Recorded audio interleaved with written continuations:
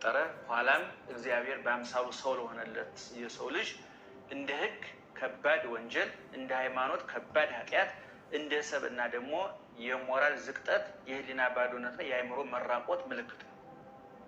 ቁርአን እንደሚነግረን ይህ እንደ ሀገር መፍረስን እንደ ማህበረሰብ መክሰርን ያመጣልና አፈንጋጮችን በጠንካራ ህግ ልንታገላቸው ይገባል። ዝም አንበል። ወግና ባህሎቻችንን እንፈትሽ። ስህተቶቻችንን ፈልገን እናርም። እነሱ ለሚያመልኩት አምልኮ አቅርቧት ስኮን በዚህ ጋርና በዚህ ጋር እንደዚህ ከዛ ውስጥ ገብተው ምንድነው ያወጡት? ደምን ያወጡት ምንድነው የሆነው? ሌላ ቀዳዳ እንዳይኖራት ነው ቀዳዳው እዚህ ጋር የተፈለገው። በምንስ ነው የገባው ይሄ ሰውዬ? የሆነ ነገር ተሰርቷል። በፊንጢጣም በማጸሎም ክፍት ሆኗል።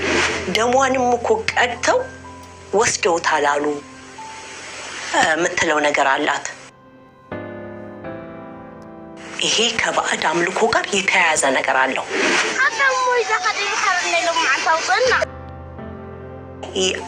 ሲስተር አበቄለሽ ገና እንደተደፈረች ሰሞን ይመስለኛል አንድ ሚዲያ ላይ ሄዳ የተቀረጸችውን አሁን አላቅም ብቻ እንትን አንድ ኢንተርቪዋን ሰማሁት በቅርቡ።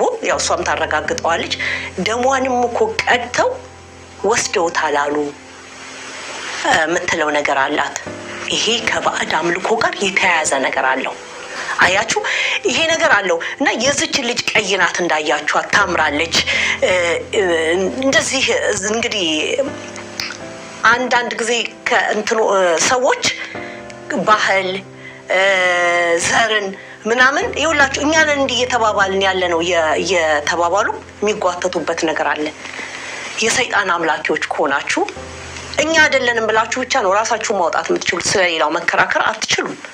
እና ይህች ሴት በእርግጠኛ ሆና የባሏን አቅም እሷ ናት የምታውቀው በዚህ መልክ አልደፈራትም ካለች ሴትዮዋም ቤተሰቡም የሚያውቁት የልጅቷ ግድያ አለበት ማለት ነው። እዚህም ላይ ቢያረግ እንዲህ መጀመሪያ አንቆ ገሎ ይሆናል ደሟን የወሰደው በምን መልኩ ከየት ምናምን የሚለው ሁሉ እቺ ሴት ተይዛ መጠየቅ አለባት። ዶክተሮቹም እኮ ያረጋገጡት ከታች ክፍት መሆኗን ብቻ ነው አይደለም። በማህፀኗም በፊንጢጣም ተደፍራለች ነው ያ ነገር ሲደረግ ተደፍራ እንደ ሞተች ነው የሚያረጋግጠው። ግን ደፋሪው በምንድን ነው የደፈራት? በምን መልክ ነው? መሳሪያ ነው ያስገባው? ምንድን ነው የሆነው ነገር? ደሟ ተወስዷል ከዛ ላይ እና ይሄ ሁሉ ነገር አለ። እንደገና አጣጥበው ምናምን የሆነ እኮ የተደበቀ ነገር እንዳለ ይሄ ሁሉ መጠየቅ አለበት። አንዳንድ ጊዜ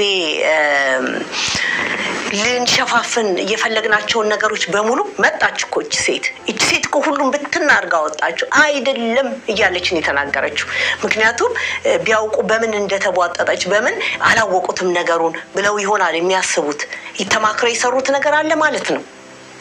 እንዲህም ይሁን እንዲህ እቺ ሴት እናቷን ልጇን አጣለች። ሲስተር አበቄለሽ ልጇን አጣለች። በዚህ ፋሚሊ በዚህ ቤተሰብ ዋናው ሚና የተጫወተው ይሄው ነው። ወንጀለኛ ጌትነት ይሄንን ነገር ተጫውቷል። ግን አሁን ይቺ እናት መጣ ቤተሰቡን ሁሉ አካታ ነው ሄደችው። እሷም ታውቃለች የሱም ቤተሰቦች ያውቃሉ ማለት ነው። ለሆነ ነገር ግብር ሰጥተዋታለች ሴት። አሁን በሚዲያ ላይ ይወጡ እኔ ከተማ ልጅ ነኝ የአዲስ አበባ ልጅ ነኝ እንዲህ አይነት ነገር እምነቱም የለኝም እውቀቱም የለኝም። አሁን ግን እየወጡ የሚናገሩ ሰዎች በባዕድ አምልኮ በሰይጣን ቤተሰቦቻቸው ተተብትበው ልጆቻቸውን እንደሚገብሩ ምን እንደሚሉ እያየን ያለ ነው። ድፍረት ደፋሪው እንዳለ ሆኖ መደፈር እንዳለ ሆኖ ታዲያ በዚህ በባዕድ አምልኮ ስለሚሰቃዩት ምን ታስቧል? እኔ ይመስለኛል እዩት እስቲ መርምሩት። ይሄድ ይጣራ እችም ሴትዮ ጭምር። ስለዚህ ይሄ ትልቅ ወንጀል ቤተሰቡን ያካተተ ወንጀል ነው። ምክንያቱም በራሷ መጣ ሰውየው አልደፈርም ባለቤቴ አልደፈርም ነው ያለችው። ስለዚህ ይሄ ነገር ወንጀሉ በእነሱ ቤተሰብ ነው የተፈጠረው። ምንድነው ታዲያ በምን መልኩ ነው ታዲያ ይሄንን ያደረገው?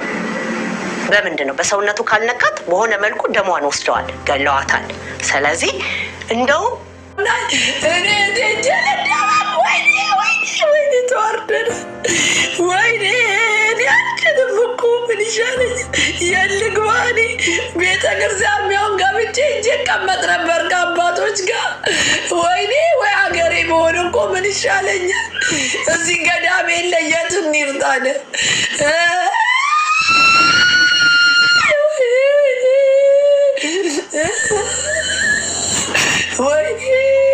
ወይኔ ሚዲያ ቢቀርብኝ እኔ ቲክቶክ የሚባል ዘግቼ ጠፋለሁ።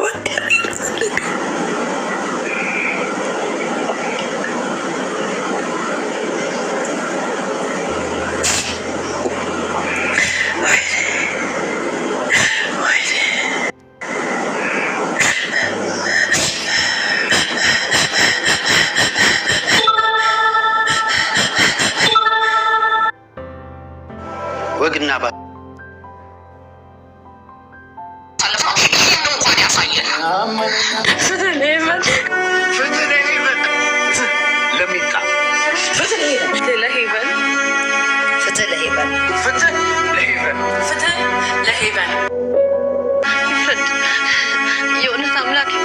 My name was Heaven.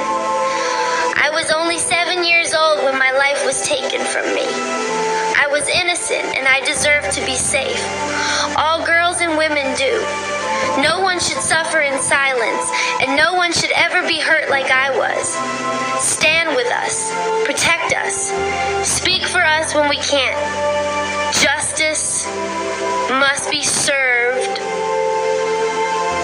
for me and for every girl who can't speak anymore. ይሄ መጀመሪያ በእግዚአብሔር አምሳል ለተፈጠረ ኋላም እግዚአብሔር በአምሳሉ ሰው ለሆነለት የሰው ልጅ እንደ ሕግ ከባድ ወንጀል፣ እንደ ሃይማኖት ከባድ ኃጢያት፣ እንደ ሰብና ደግሞ የሞራል ዝቅጠት፣ የህሊና ባዶነት፣ የአእምሮ መራቆት ምልክት ነው። ቁርአን እንደሚነግረን ይህ እንደ ሀገር መፍረስን እንደ ማህበረሰብ መክሰርን ያመጣልና አፈንጋጮችን በጠንካራ ሕግ ልንታገላቸው ይገባል። ዝም አንበል። ወግና ባህሎቻችንን እንፈትሽ። ስህተቶቻችንን ፈልገን እናርም።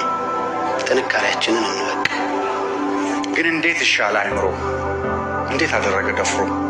እንዴት ጨከነ አምርሮ? ይህ የባህል መበረዝ የስብዕና መመረዝ ነውና ሀገሬን ሲወራት ዝም አልልም። ይህ በሰው ዘንድ አጸያፊ በእግዚአብሔርም ዘንድ ኃጢአት ነውና ዝም አልልም።